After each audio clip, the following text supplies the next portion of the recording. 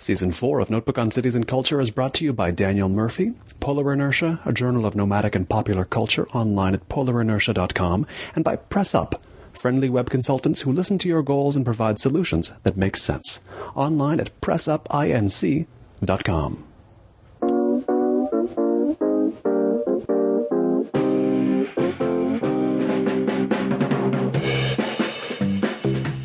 Here on this show, we often talk about the prisms through which you can view cities, whether it's through its food, through its architecture, through its literature. So tell me, what can you learn by viewing a city through the prism of its gay porn?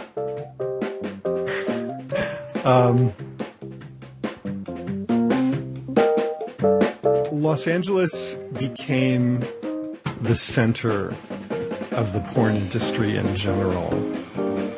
That's no longer the case. There have been transformations that have happened that have dispersed the porn industry.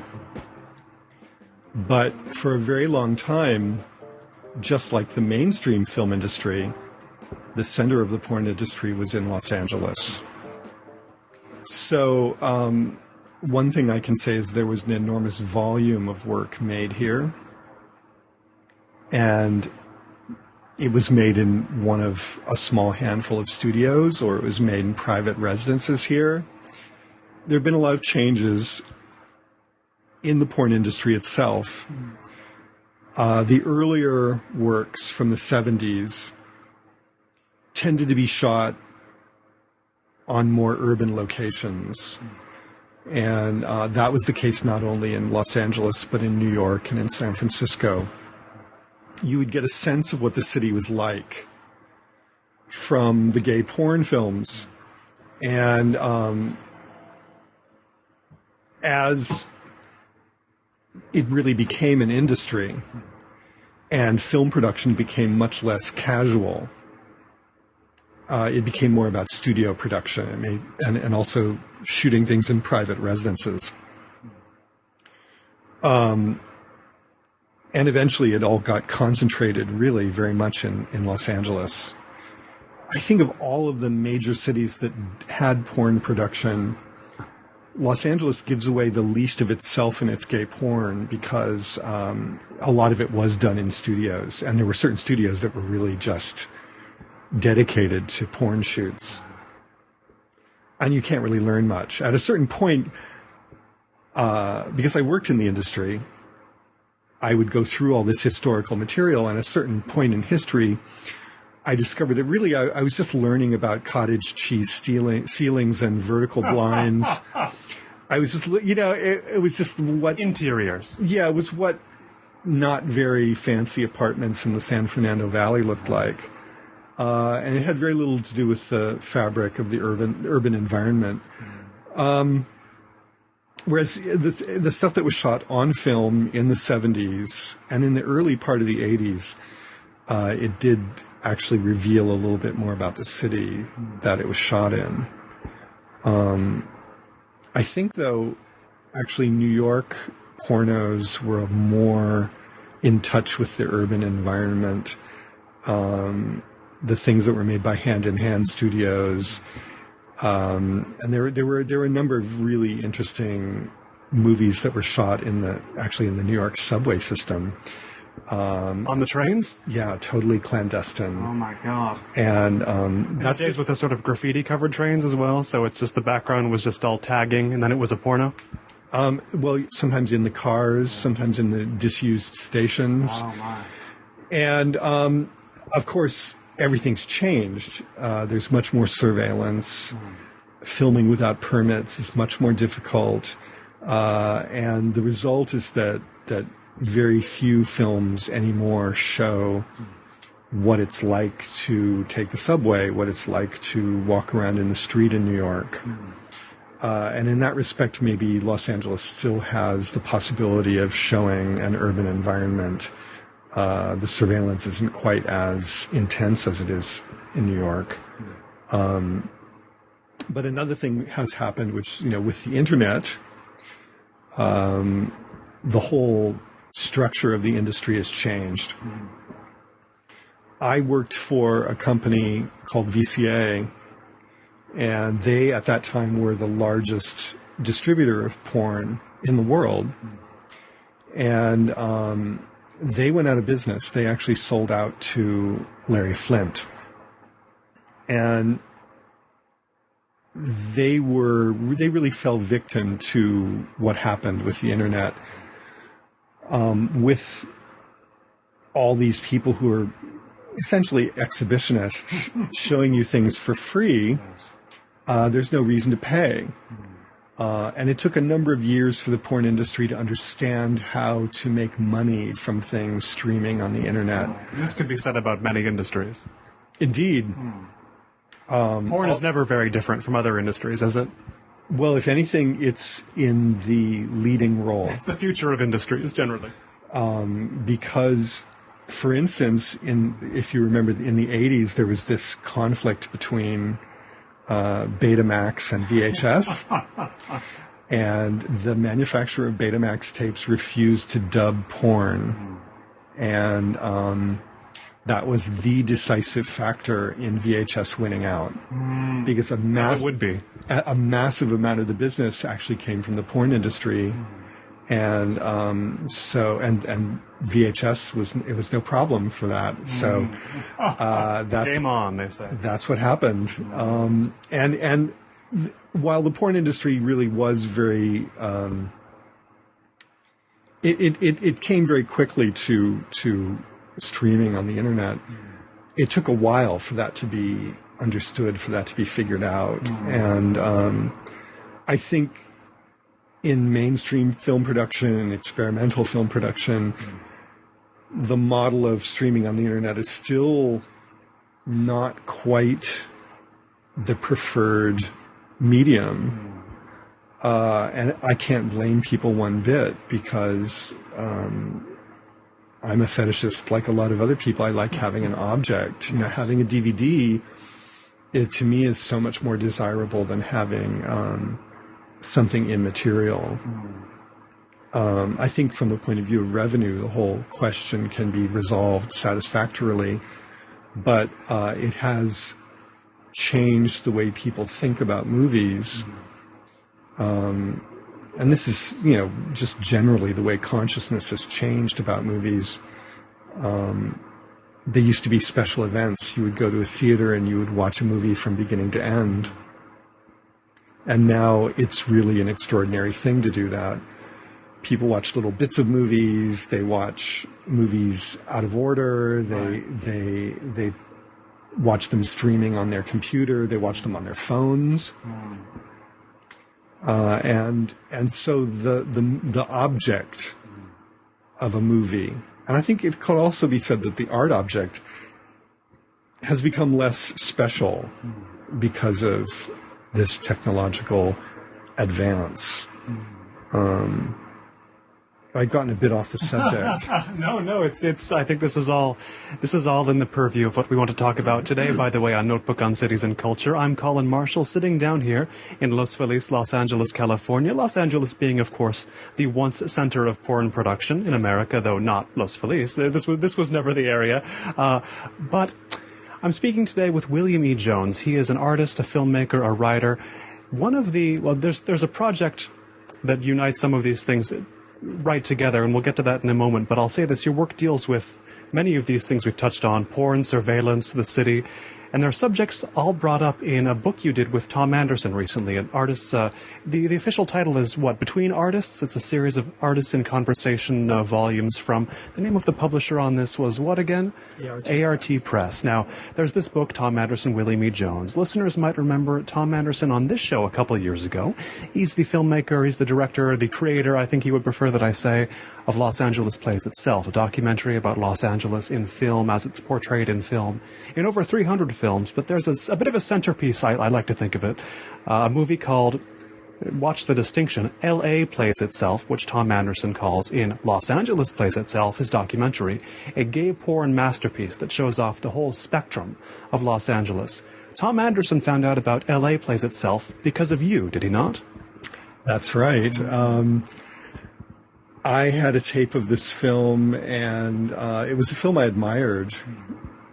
I later wrote a book about Fred Halsted. called Halsted Plays Himself, and that was published in 2011 by Semiotext. And I had been thinking about Fred for some time, and I taught LA Plays Itself in my experimental film class when I taught at Cal Arts. And I can tell a story about this.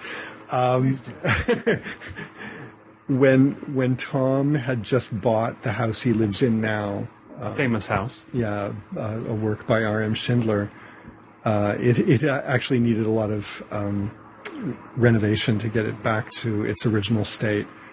But just after he bought it, I was looking at it with Thom and with Chantal Akerman. Yes. And it came out in the conversation that I taught L.A. Plays Itself by Fred Halsted in my experimental film class. And she looked at me with this incredible look. Her eyes were as big as saucers. She said, "You like that film?" She had seen this movie and disliked it? Well, she hadn't just seen it. In her autobiography, she tells the story of working in a porn theater as a ticket girl and stealing money from the box office. And this money funded a couple of her early films. And the way she framed it was she was so desperate to make money and to make films that she would even work in a porno house. And it happened to be the 55th Street Playhouse in New York City. And this was the theater where Fred Halsted's L.A. Plays Itself was playing. She described the film only slightly in the autobiography, but personally to me, she said that was the film that was playing the entire time she was working at the box of the 55th Street Playhouse. So did her film career. Exactly. And so indirectly, Fred Halsted funded the early films of Chantal Akerman. She didn't see any worth in these films in L.A. Plays Itself and the film it was paired with, Sex Garage. But I actually think L.A. Plays Itself is a really interesting experimental film that just happens to have sex in it. One thing that's happened as the porn industry got industrialized, the proportion of what one could call filmmaking to sex changed. It used to be you could make an experimental film with a bit of sex in it.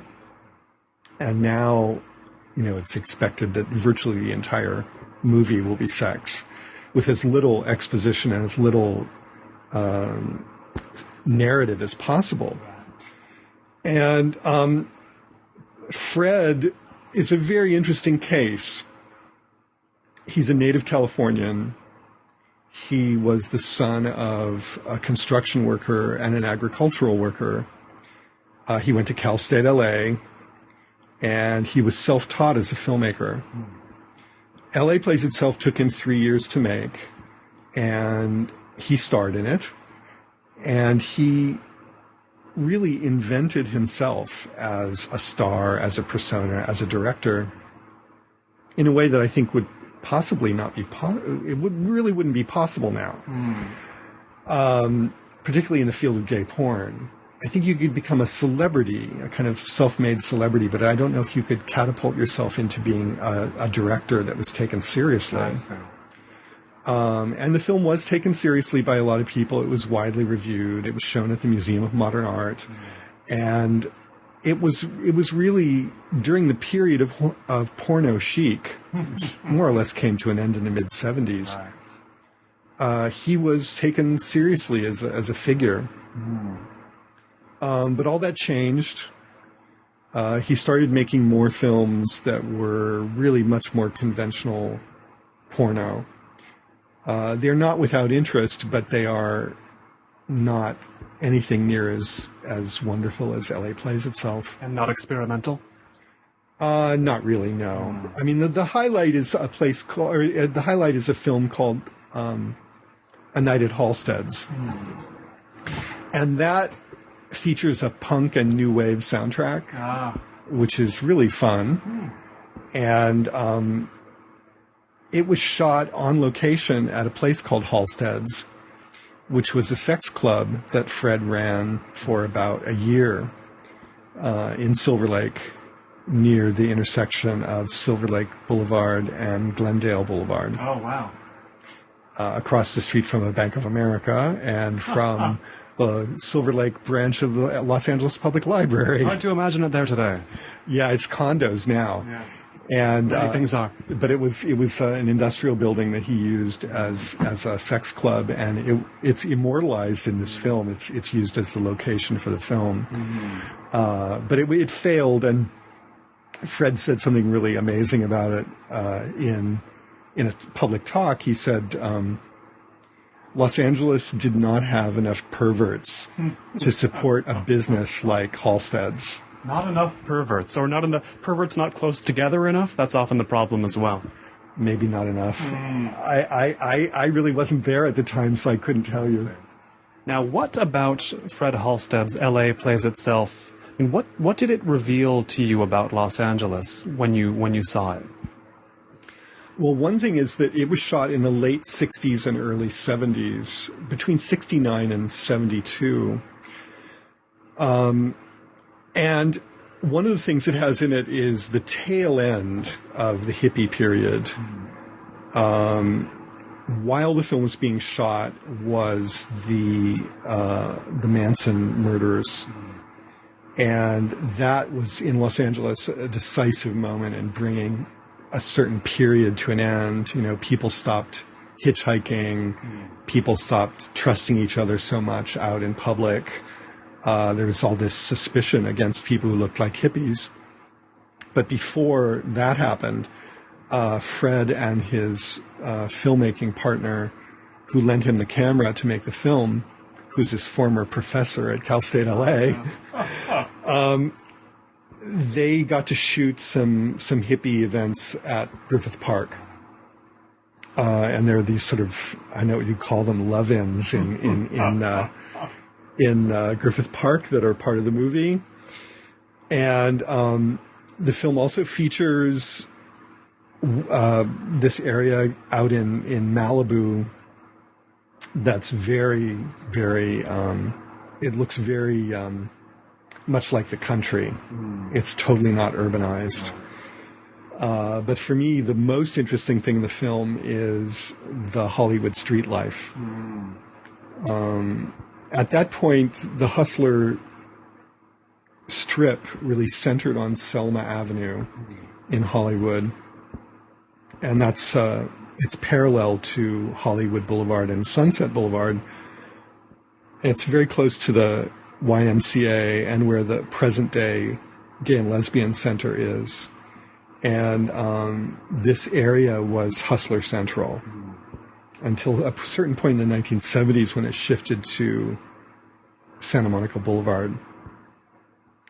But he shot a lot around Selma Avenue. The Boys in the Street, and he had a place to live very close to the International Newsstand on Cahuenga, and he shot part of the film there. So you really get a sense of what it was like to be out on the street in Hollywood circa 1971. And I think of Selma as the street where I tell people to park sometimes if they're going to the Egyptian Theater, which is where I think I last saw Los Angeles Plays Itself. But you go there now, and I mean, it is hard to imagine, isn't it? You see, even just Selma Avenue today. It's certainly not, I mean, there's not a lot of traces left. No, actually a really interesting film to see, to compare, is Model Shop by Jacques Demy. And it actually features Selma Avenue. And I've often wondered why Selma Avenue is mentioned explicitly. It could be because Jacques Demy was interested in the hustlers who were plying their trade there. But it does actually have a place in the narrative of that film. And you see Gary Lockwood, this sort of muscle-bound guy in a very tight outfit, get out of his little convertible on Selma and walk down the street. And he looks very much like one of the hustlers you would have seen on the street at that time. How much Los Angeles had you seen in movies of any kind before you came here? Well, I didn't come here until I was 24. So all I had seen was Los Angeles in the movies before I moved here. And, you know, my feelings about Los Angeles have evolved a lot in almost 30 years. The first impression I had was like a lot of people's first impression. I would go looking for things that I thought I would find that looked like things I'd seen in movies. Sure. And I used to get a thrill when I'd see something I'd seen in a movie. But, you know, that's a really tourist attitude. It gave way to other attitudes fairly quickly.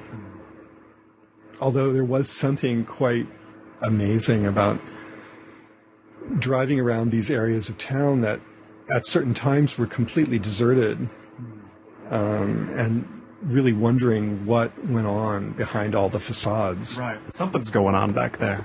Yeah, and in some cases it's porn production. Sure. But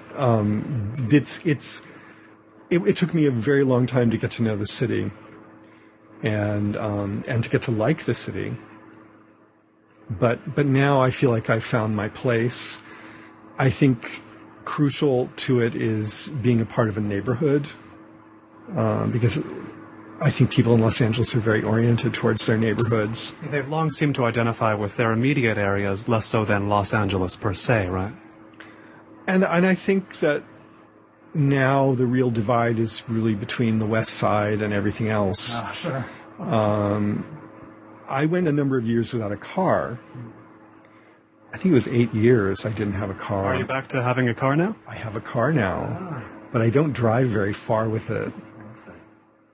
And really the thing that I couldn't do as a pedestrian and as a bus rider was go to the West Side.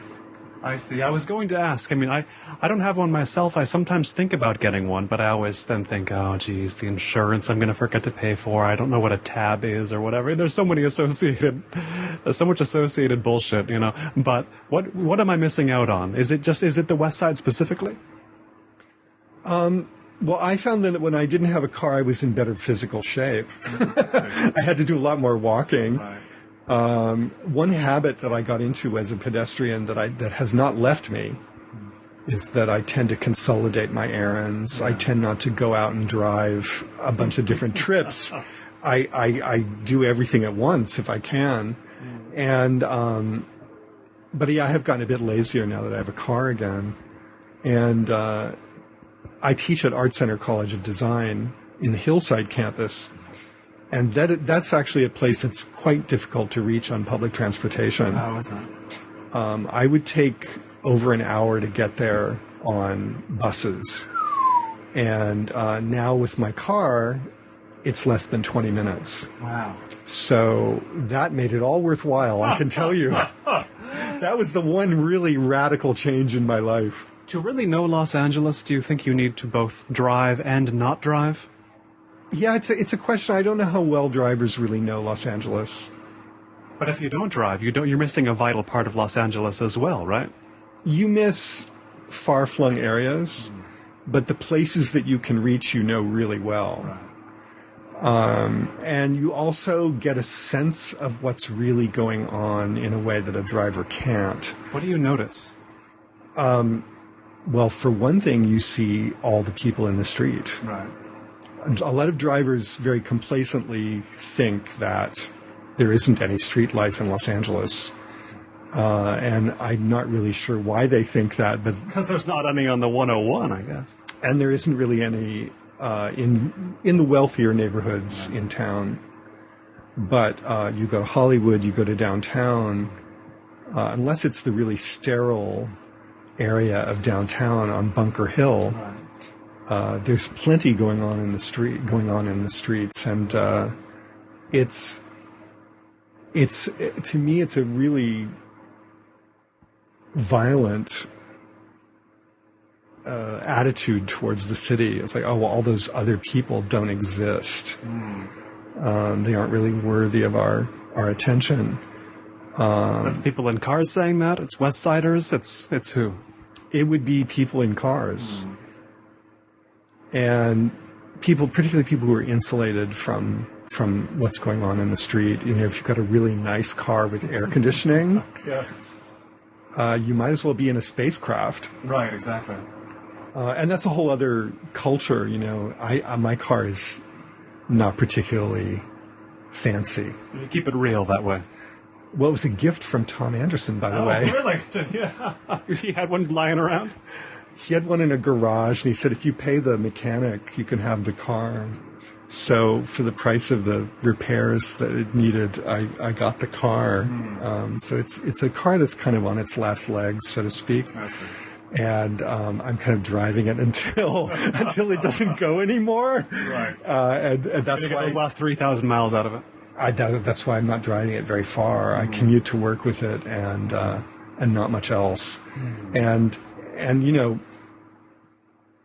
I still do take public transportation. I still do walk. I'm very fortunate because Los Feliz is a very walkable neighborhood. There's a lot you can do and a lot you can experience just within walking distance. Although, you know, lots of people from the outside world have discovered this, and they've gentrified Sunset Junction out of all recognition.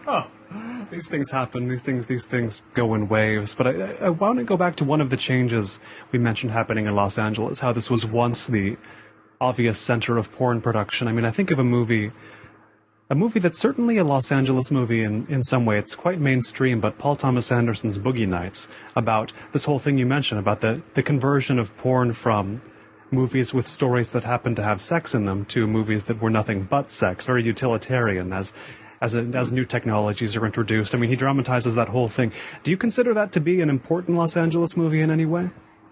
I haven't seen it since it came out, so I would have to get back to you on that. And I have to confess that I'm not as involved in this research as Tom was, and I don't keep up. So for me, the notion of what an important Los Angeles movie is it's a less pressing question. Right. But it's not an important one to you, then, particularly, if you haven't seen it since it came out. Yes, but I'm not really sure that's my motivation for watching movies. I helped Tom while he was researching the movie he made, but while I live here and I talk to him about these questions, I'm not on the lookout for interesting Los Angeles films, I have to confess. Right. Because, you know, they're often interesting in a way that's symptomatic. I see. You know, they express certain attitudes. And they don't necessarily represent the way people live here.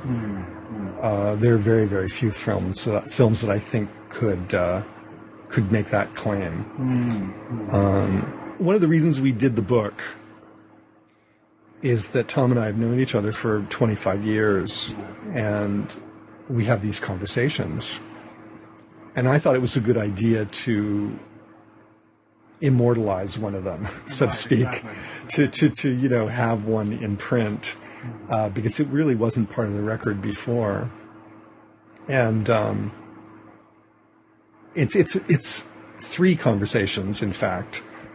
And the curious thing was, when we made the book, I wasn't actually in Los Angeles. I was doing a residency in the Bay Area, and I came to town for a weekend in the middle of it in order to do a public speaking engagement. And I did 2 recording sessions with Tom then, and they were transcribed. And then we looked over the transcript and thought, well, we could talk a little bit more. So when I came back from my residency, we did one last fairly brief recording session. And that transcript became the basis of something that we then edited and added footnotes to. Yes, of course. And it was very, very important to me, and I think to Tom too, that it be useful. Right. That it not be name dropping, it not be facetious, it not be just a demonstration of how fashionable our references were. That actually everything we talk about, we footnote so that people can look up the books, people can read what it is that we're talking about. Or, in my case, I can correct things that I got wrong. I'm really a terrible person for verbatim quoting. And so I had to footnote myself a couple of times to say, well, actually, that's not what it is. The real reference is this. The real quote is this.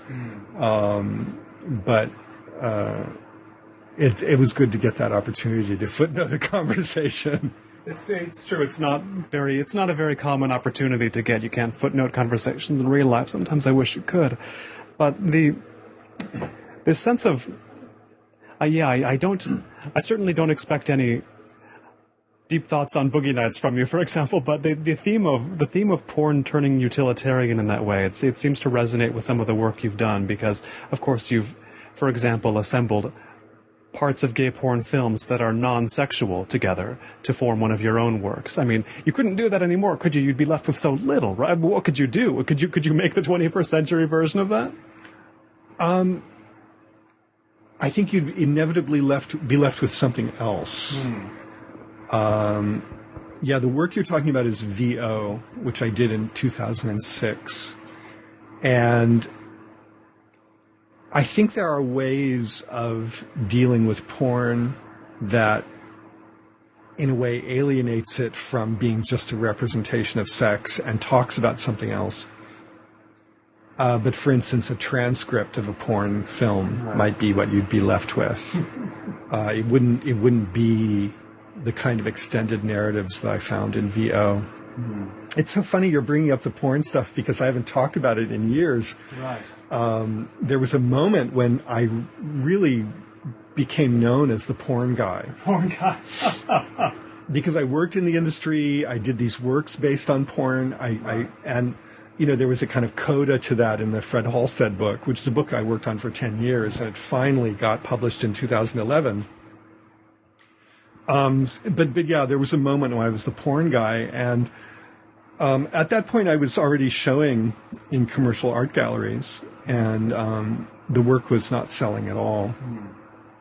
And then the moment I explored other subject matter, the work started selling. Was it just that immediate, or did you have to go to a certain subject and that just hit all of a sudden? I think there were a group of collectors who were really interested in what I did, but they didn't feel as though they could have something based on porn in their collection. They were ready to buy, just not that. Exactly. I see. And I also noticed that institutions became more interested in what I was doing once I left the field. But because you were there, that did generate a good chunk of interest in and of itself. So had you not been in the porn zone for a bit, who knows if it'd be the same people interested in the newer stuff or different people, or what level it would be. There's some importance to having been the porn guy, right? Certainly. I've done a number of different things in my life, and something I resolved fairly early on is that I was not going to be someone who had a signature style or did a signature shtick. Yes. Which is a road to a certain kind of success. But I wanted what united my work to be more intellectual rather than a visual trope. And so there are people who know me as the porn guy. There are other people who know me as the guy who made the documentary about Morrissey fans. Yes, of course. I'll certainly be asking about that, too. That's a Los Angeles subject if ever there was one. Yeah, it certainly is. And for other people, I'm the guy who appropriated Farm Security Administration photographs. Right, yes. Last year in the summer at the Hammer Museum, I curated a show called Imitation of Christ. And so I guess for some people, I'm the Jesus guy. Yes, of course. These are difficult elements to tie together. I remember one article just said about you at the beginning, William E. Jones asks questions. I mean, can we get any more specific than that? I prefer not to give that away. But I like to think that at some point, perhaps even after I'm dead, there'll be some way of unifying all of this in a tagline. I just don't choose to do it now because I think such things are limiting, and I don't want to have to fulfill someone's idea of me. Yeah, certainly. I want to have freedom in what I approach in terms of subject matter and in terms of the way I do it. And the last big project I did, which was accompanied by a publication, was an exhibition all around the relationship between pre-Socratic philosophy and the internet. And it took one fragment of Heraclitus and subjected it to the Google image search. Yes, and that's the newest book, yes? That's the newest book, Flesh and the Cosmos. And I like being someone who, you can't quite predict what it's going to be. Perhaps if you see it, you understand that it's coherent with my interests. But I would hate to think that I would become predictable. And why does the question of why Morrissey has a huge number of Latino fans confound people? Well, there are things that happen in Los Angeles that don't happen in other places. Definitely. In the case of the Morrissey fan scene, I would say the southwest of the United States in general. But how shall I put it? It's a hook. Because people associate Morrissey with being so British and so much a part of a certain generation that if anybody else is interested in him, it's seen as an oddity. Automatically, it's like, well, that's not what you are. But it makes sense to me. Right. Los Angeles in general has had a significant strain of Anglophilia in its music scene. And, I don't listen to it anymore, but there was a time when I faithfully listened to Jonesy's Jukebox, which had incredible guests and incredible playlists. And I even got interviewed in the same studio, and I got to sit in Jonesy's chair. Jonesy's own chair. Yeah, but I think that's one element of it. I also think that for a lot of people, it's more if you're going to identify with something in the English language, it's more attractive to identify with something English than something American. I see. That there's a kind of patriotism you don't want to bow down to. Fair enough. And I think just alien enough. Yeah, and I think that actually might have been part of the attraction of the music for me when I was listening to it originally. Right. That, it was accessible, but at the same time, it wasn't something that was all about being American. And I would also say that the environment of industrial decay in northern England has a certain resemblance to certain areas in Southern California, places that are economically depressed, the old line suburbs that have not actually become fancy. They've actually kind of declined. Places like where? Well, certainly Pomona. And, the problem, it's not a problem, it's actually something really interesting, but everything changes so quickly here that it's hard to generalize. But certainly the Inland Empire is an area that, it's kind of, people really look down on it. And economically, it has all sorts of problems, not just in terms of real estate values, but in terms of what actually people can do there for work. And there is something about it that is forlorn and provincial and completely fascinating. Outsiders know almost nothing about this. One of the few people to really understand it in a way, Larry Clark made his porno film out in the Inland Empire, or he made it with people from the Inland Empire. He made part of Districted called Impaled. And he interviewed all these young guys to see if they, to cast a porno shoot with a woman called Nancy V. And it was a very, very interesting document. I think it's actually the best of his films. It's certainly the one that's most like a documentary, but it's just these interviews with young guys, most of whom come from the Inland Empire. I see. it's a different world, and what tends to be broadcast on television or shown in reality TV or whatever. I don't relate to that, but there was something in Impaled that really spoke to me and really seemed to represent something interesting.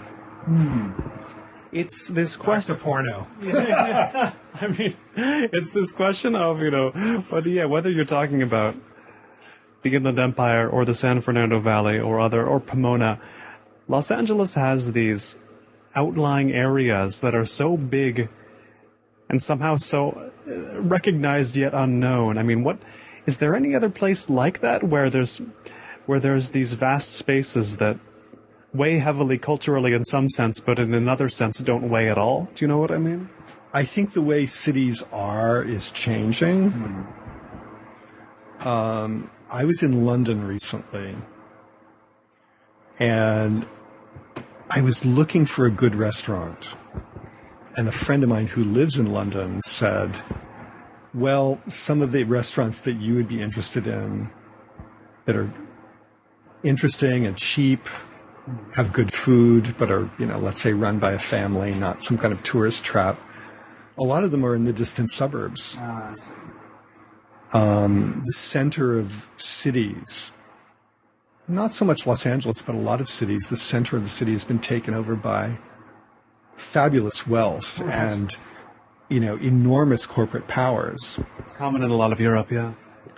And it's certainly happened in New York, and it's happened in San Francisco.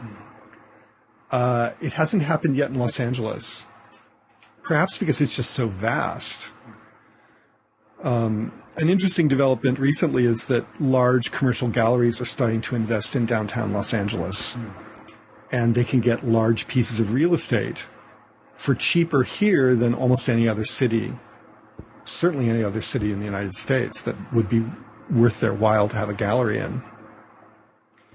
And that's, to me, there is something kind of fascinating in this, that Los Angeles is so well known and it's so associated with certain attributes, and yet there are these large parts of it that remain sort of undiscovered by the media, that are known to the locals but not necessarily known to outsiders.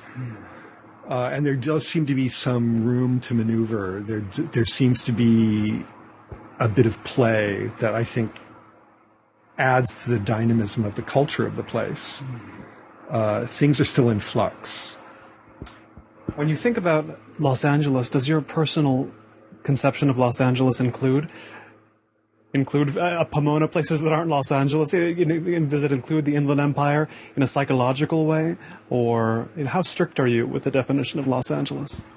Yeah, I guess I shouldn't call it Los Angeles at all. Although, but in a way, everybody includes different amounts of Southern California. Pomona is actually in Los Angeles County. Yeah, and if you go to the fair, you go to Pomona. Yes. I've been there several times. I've never lived there, but I have actually been there several times. And there was a project I did about 15 years ago where I was photographing these outlying cities, and it ended up being a series of 50 photographs of the urban environment, and not in Los Angeles, but in places like Pomona or Montclair and Rialto. And yes. It was partly an excuse for me to get to know the region. But then it kind of took on a life of its own. It became its own project. But I was very happy I did it, because now I know a lot of the areas that, they're more than a name on a map to me. I've actually been there and I've driven around them. What are their reasons for being, these places? At a certain point in the 60s, I believe, it became possible to incorporate a separate city and contract to the County of Los Angeles for city services. So you did not have to have your own police force. And I believe there were other city services you could also, like fire department services. you could contract with Los Angeles County and have your own city. I see. And there were a lot of cities that did that. There was a real rash of incorporations in the early 1960s. And it had a real effect on the map. Now, a lot of those cities got older. Many of them were built in a very brief period of time and developed. And the people who lived there first, as suburbanites, they grew older and they moved away or they died. And so the character of the cities really changed quite a lot. And that for me was a kind of fascinating thing to take a look at. Do they have a hollowed out feel, these places, or are they still alive in most meaningful senses? No, they're still alive. But the center of life is not exactly what the original city fathers anticipated it would be. Yes. And that's a way of happening here. Places never seem to quite be what they were intended to be in Los Angeles, for better or worse, right? Yeah, and in a way that's the city's saving grace. If urban planning takes care of everything, I think the effect can be a bit depressing. I've also thought that civic pride was the beginning of a city's decadence. Yes, it could be. Something I find refreshing about this place is that there isn't really a lot of civic pride. And when you are very proud of the city you live in, it means that you don't have to think about a lot of things. The pride takes away the thought. In a way, yeah. And there become these sort of truisms about what it is to be a resident of the city. Yeah. And you like deep dish pizza. Great. Yeah, and you know, worse things than that.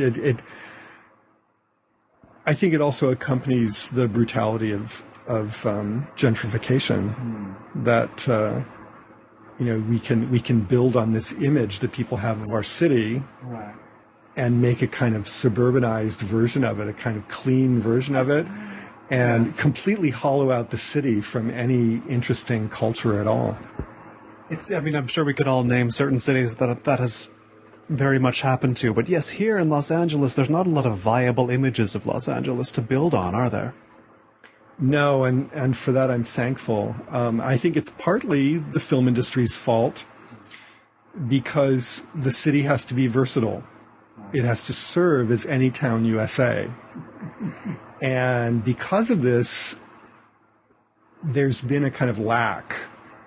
You make a film in New York, and it's a New York film. You can make a film here, and it can be set in another place. You can have, I think it's in Los Angeles Plays itself, you can have the stockyards in Chicago with palm trees in the distance. Yes, that movie. That's another one of my favorite sequences in Los Angeles Plays itself. But then you also get the thing where if a movie's set in Los Angeles, half the time it's actually Toronto or Vancouver, right? Oh, absolutely. Yes. If it's New York, it's Toronto. Right. If it's Los Angeles, it's Vancouver. Because the climate and the architecture are more similar. Right. They're not even trying to fool anybody, but they're just... I think they fool a lot of people. They fool a lot of people who aren't familiar with either of those cities. I guess that's true, but they wouldn't have known anyway. I don't suppose they would have. But yeah, I've seen Los Angeles in movies and thought to myself, that's Australia. Or that's Vancouver. Right. And I've definitely seen New York that wasn't New York at all, but actually Toronto. Right, that's very common. I mean, it is fascinating, the unwillingness of any kind of film really to engage with Los Angeles as it is, though. I mean, I guess this is Thom Andersen's whole thing. That's his whole thesis, is that film hasn't really wanted to engage with Los Angeles, but I don't know, is that more of a inability or unwillingness? I think the point he makes is that a lot of the people who are really involved with making films in the industry are pretty sheltered. Right. And they think they're making a movie about Los Angeles. It's just they know a very distorted version. They make it about a really tiny segment of Los Angeles, and not one where there's any significant drama, which is, maybe a bit of a problem. What kind of a town is this for experimental film? That's a good question, and I'm not sure I'm in touch with that answer anymore. I started making experimental films, or I guess documentaries with an experimental form. And it was a difficult environment for me. I decided around the time I started the Morrissey project, which is called Is It Really So Strange?, that I would start to exhibit in art galleries in addition to film venues. And that's proven to be the main focus of my work now. That's a better place you found than the actual theaters. It's economically more viable for me. And the original rationale was that I wanted there to be more attention to the work, different attention for the work. And unfortunately, people in the art world, which is a term that I know is criticized, but people in the art world tend to be quite unaware of what goes on in film, and vice versa. Right. Unless you're dealing with people at the very highest levels of the film industry and they're art collectors. People kind of pick a medium and wallow in that. There's been a real division of labor, intellectually and culturally. And since I straddle these categories, I do a bunch of different things. It's sometimes an impediment to getting things done. I don't realize that, art people are not necessarily going to know film references and vice versa. And it takes a bit of explaining. But it wasn't always that way, was it? I suspect not. But I wasn't around for that. I see. One thing that has really changed since I've been here, people have become more interested in Los Angeles as a place, as a real place. When you got here, it was like what?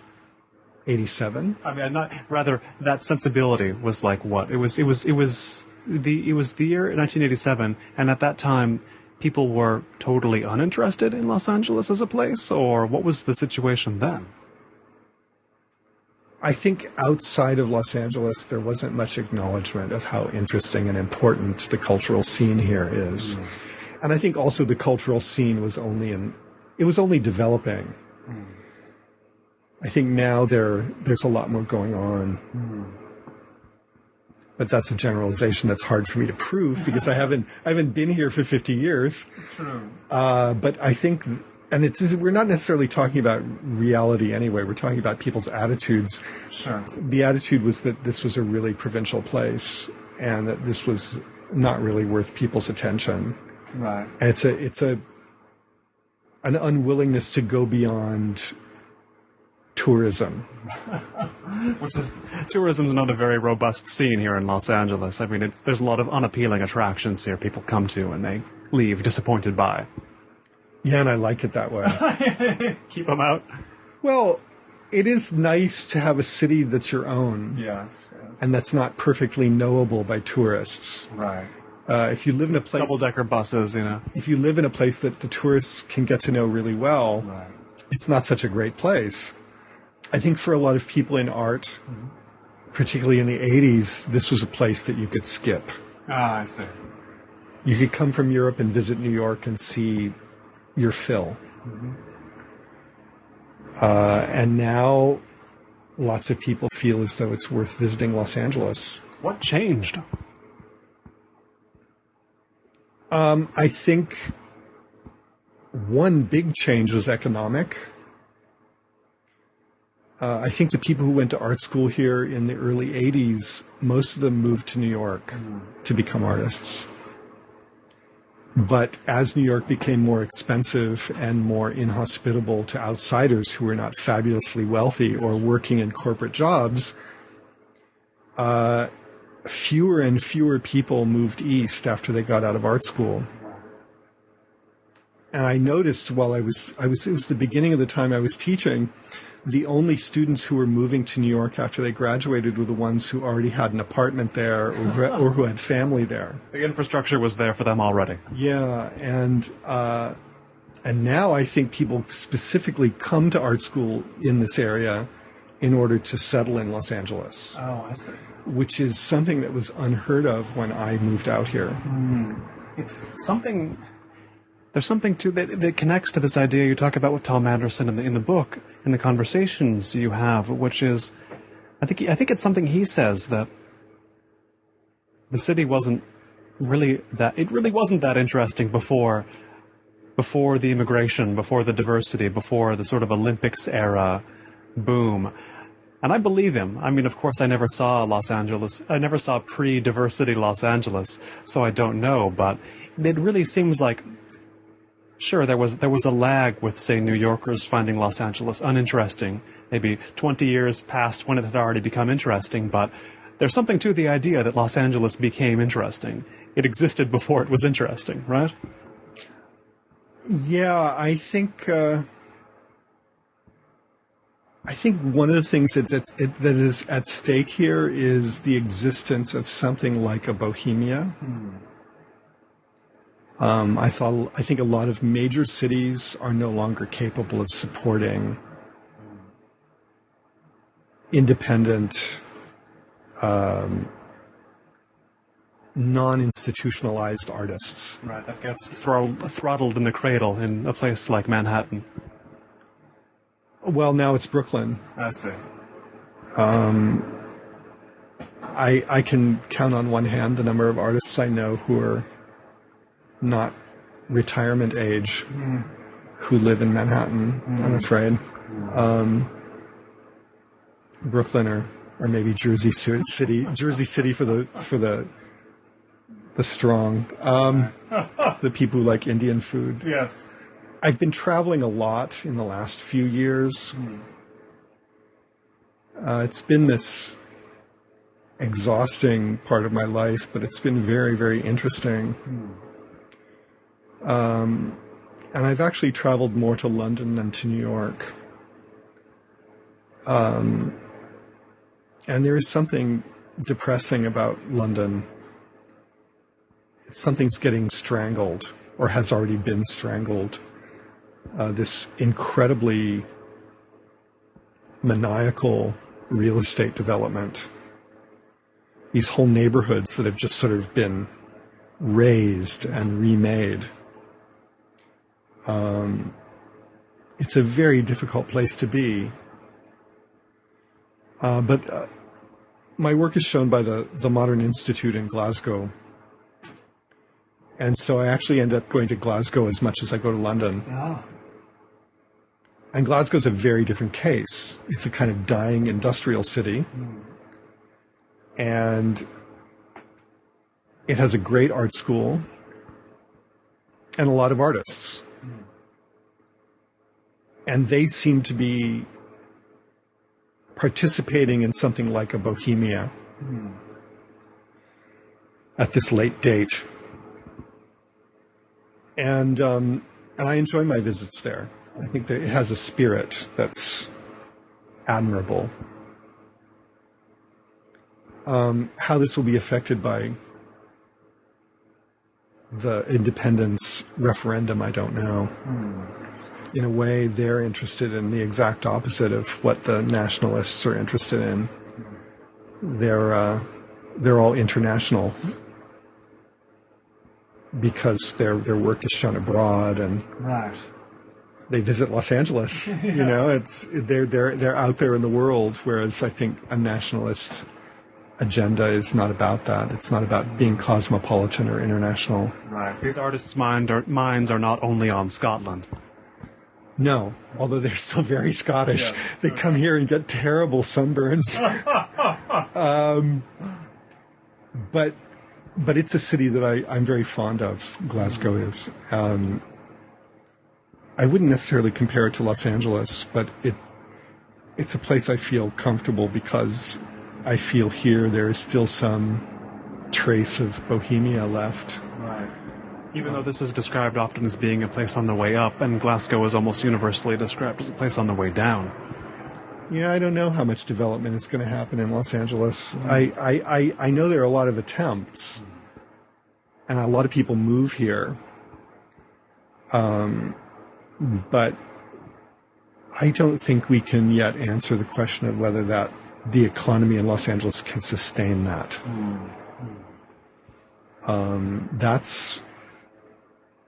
I don't know if the long-term forecasts look all that good. And whether that's good or not for artists, I don't know. But I'm no authority on these questions, so I should just leave it at that. Finally, do you think any traces of Fred Halsted's Los Angeles remain in the Los Angeles of today?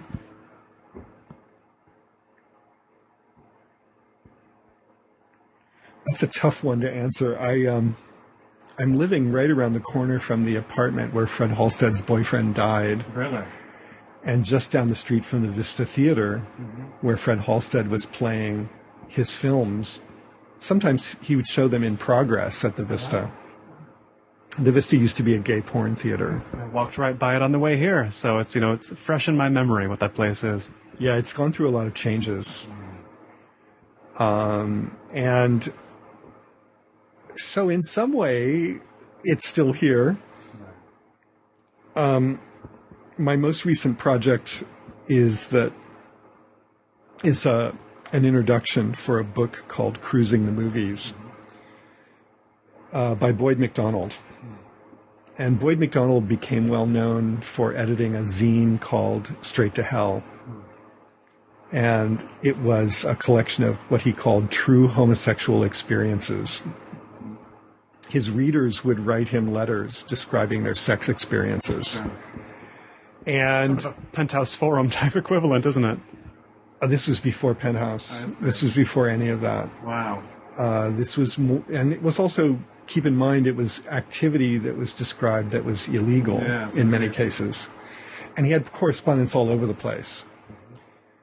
And he would make the zines from the letters he received, and then later there were volumes collected, paperback books that were based upon these zines.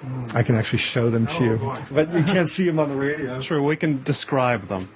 It's theater of the mind, radio. Yes. This is volume 4, Come, which is actually my favorite. Flesh, Sex, Meat. And they were published by Gay Sunshine Press in the 80s. And Boyd wrote film criticism as well. And Semiotext is reissuing his collection of film criticism, which is called Cruising the Movies. And they were essays originally published in Christopher Street and New York Native, publications that no longer exist. And I'm writing the introduction and dealing with really a whole world that hardly exists anymore. Although the mental attitudes don't really exist anymore. The institutions of gay life don't exist anymore. But people still have sex. Right. That part's still in place. And that's something I can say to answer the question about Fred. The industry that supported his work, the forms of his films, the people in the films, they're all gone. But the impulse to have sex and to go out in public looking for it, these are still very much with us. Yes, unlikely to go away in any scenario. They never will. And, that's one of the things to keep in mind with Boyd McDonald, with Fred Halsted. They had their difficulties when they were alive, but they were in touch with something really primal. They were in touch with something that really everyone with a pulse can relate to. And it's important not to forget that. So some things have changed. Some institutions, some attitudes have changed, but there's still something quite human about what Fred did. I like to think that the kind of conversations you hear on the soundtrack are conversations that could still go on. And that he documented something really profound about the way people are in the world. I've been speaking here in Los Feliz, Los Angeles, California, with William E. Jones, artist, filmmaker, writer, Fred Halsted, biographer, Thom Andersen, interlocutor, and many more things besides. William, thanks so much. Oh, you're welcome. Thank you. This has been Notebook on Cities and Culture. I've been Colin Marshall. You can keep up with the cultural creators, internationalists, and observers of the urban scene on the show at colinmarshall.org. Thanks. Special thanks to everyone who backed Season 4 on Kickstarter, including Joel Neville Anderson, Daniel Levin Becker, Paige Calvert, Commander Manvark, Jonathan Crow, John Cunningham, David Dawes, James DeVito, Tim Dobbs, Paul Doyle, Jake Elliott, Kevin Emmett, Lawrence English, Jonathan Filbert, Andrew Philippone Jr., Michael Fransky, John French, Themistocles Eucrucius, Will Graham, Umberto Grant, Samuel Hansen, David Hayes, Jeff Hillenbrand, Mark Hines, Andrew Johnstone, Tadeusz Andrzej Kodlubowski, Peter Kavanaugh, Ted Kane, Andy Cooney, Evan Landman, Alfred Lee, James Maloney, Sean McDonald, Alberto Bruzos Moro, Jason Miller, Rob Montz, Daniel Murphy, Richard Nash, Aidan Nullman, Patrick O'Flaherty, Danny Olson, Michael O'Regan, Ian Plosker, Christopher Porter, MJ Pritchett, Piers Rippey, Rob Schultz, Todd Shimoda, Cam Smith, Deborah Smith, Adam Sutherland, Maureen Kincaid Speller, Anna Traher, Thomas Unterberger, Matt Warren, Nick Weigelt, Dion Wolf, Cynthia Yang, and Wayne Wright.